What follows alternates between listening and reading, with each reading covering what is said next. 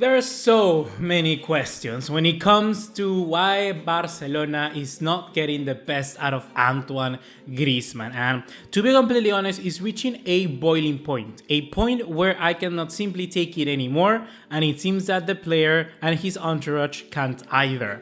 Because after the recent victory of France 2-1 over Croatia in the UEFA Nations League, he came out with a very particular statement. He basically fired shots at Koeman by saying that he was played in his right position by Didier Deschamps.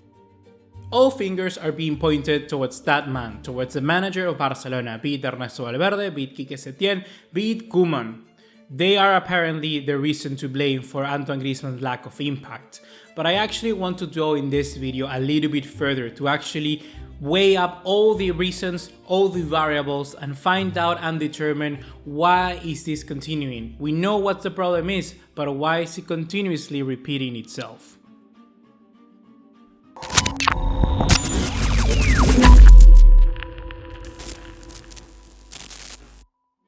What's going on, guys? ¿Cómo están? BugaLuis here. Welcome back to another video here on the channel. And I don't know about you guys, but I feel a deja vu sort of feeling when it comes to talking about Antoine Griezmann and his current performances with Barcelona. And I want to relate that to Coutinho. It reminds me of his situation a lot. It comes perfectly actually because we just made a video on his resurgence as a Barcelona player, something that Antoine Griezmann right now doesn't deserve.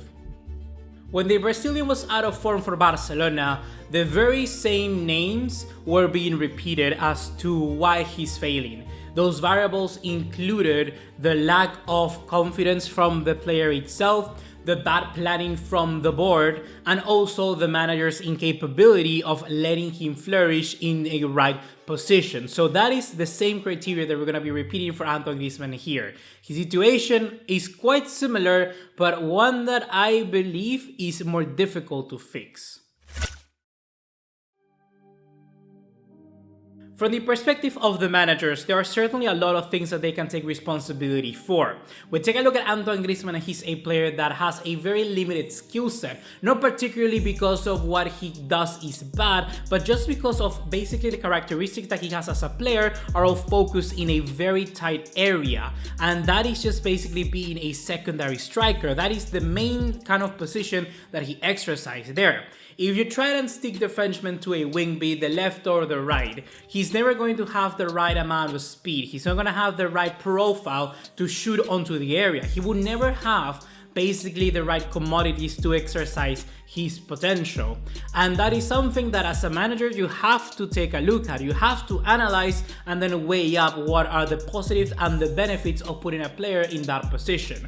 Was Barcelona playing most of the time with 11 players on defense? I can give you that. But on attack, sometimes, some games, Griezmann is just completely invisible. He lacks any sort of understanding of how to operate through the left-hand side, not only necessarily being stick to the wing, but when it comes to entering to the middle.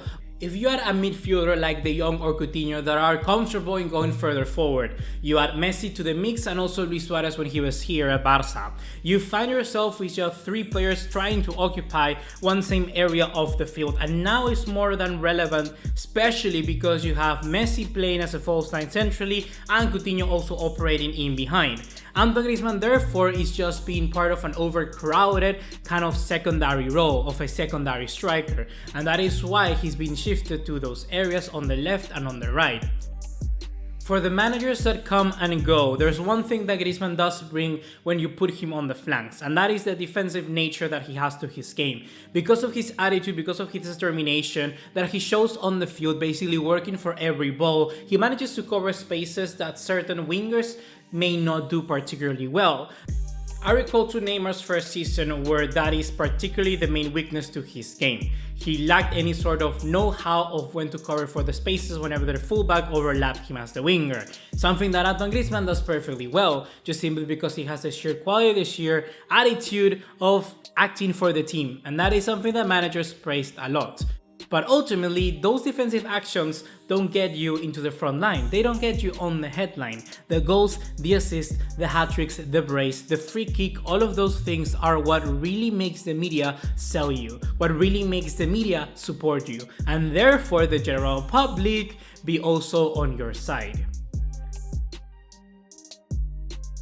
That is why now I want to move onwards into the board itself, because I believe some of the blame has to be put on them. The sheer lack of planning and basically just blasphemous approach of buying superstar players for positions that Barcelona didn't need to is what has cost Antoine Griezmann right now any sort of adaptability and any sort of evolution to his game.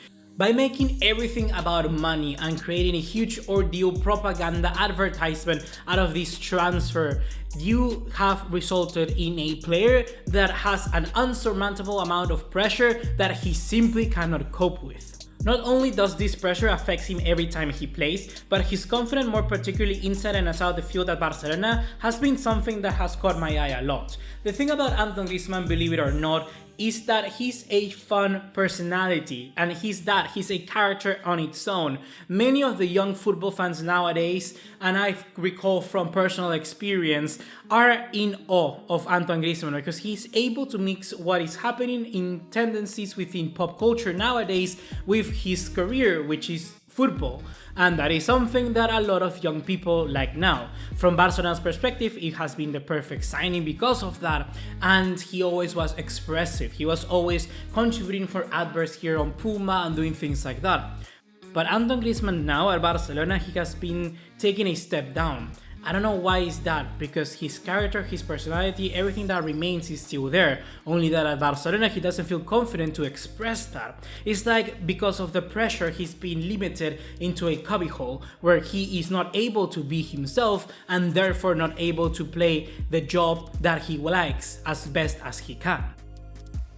Additionally, you can also associate Griezmann's playing out of position with the board itself because of the huge relevancy created for the player. They're forcing the manager's hand and basically intimidating him to a point where he needs to play Griezmann basically in every single starting 11 or as much as possible. Those are the problems that the board are creating for themselves. The lack of planning, the lack of vision ahead of themselves is something that is costing this club every day. And one of the main people paying the price is Antoine Griezmann because of it. They just bought him for the sake of buying the next big thing. And let me tell you something. The next big thing will never be the next big thing if he doesn't have the right appropriate tools to reach his potential.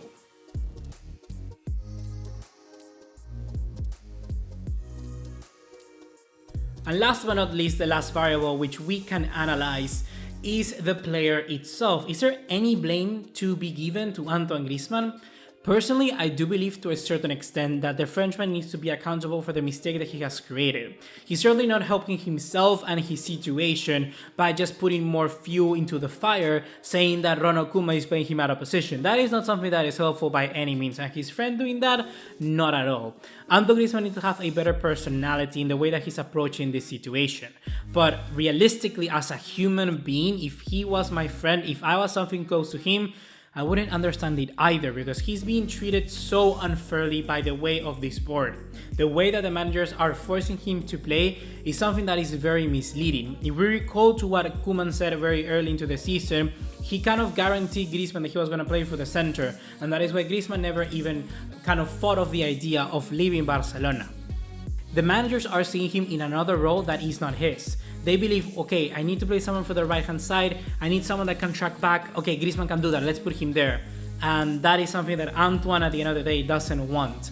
I don't know how you can fix the situation, but for me personally, not too much blame can be put onto the player. You can ask them to keep fighting, you can ask them to be motivated to do their best, but at the end of the day, if you keep yourself being pushed down by other variables, other reasons, other factors, how then can you find the strength to continue fighting? That's gonna be everything for today, guys. Hope you have enjoyed. I guess ultimately it was not too much of a surprise who was to blame for this lack of impact of Griezmann. I must admit that is very sad, and perhaps there are so many other factors that I could have put into play, so I certainly would like you to support me with those in the comment box down below. Thank you once again. See you in the next one. Take care. Ciao, ciao.